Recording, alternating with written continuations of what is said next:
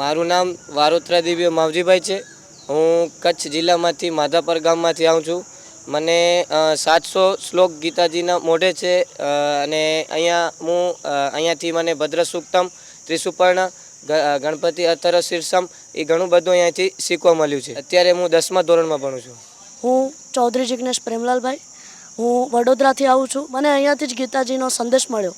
મને હમણાં 13 અધ્યાય પાકા છે અને બીજા પણ કાવ્ય વિનોદના અને સ્તોત્રોના ઘણા બધા શ્લોકો મુખપાઠ છે. મારું નામ શીગડા નિર્મળ વિઠ્ઠલભાઈ છે.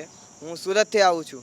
મને અહીંયા આવીને ઘણા બધા ઋષિઓ વિશે ખબર પડી, જેમ કે આપણા ગ્રેવિટીના શોધક બ્રહ્મગુપ્ત છે અને ગણિતના પિતા આર્યભટ્ટ અને આપણા ઋષિમુનિ ભરદ્વાજી છે. પણ ઘણી માહિતી મળી કે તેણે ઘણા બધા પુસ્તકો લખ્યા છે યંત્ર જ્ઞાન વિશે.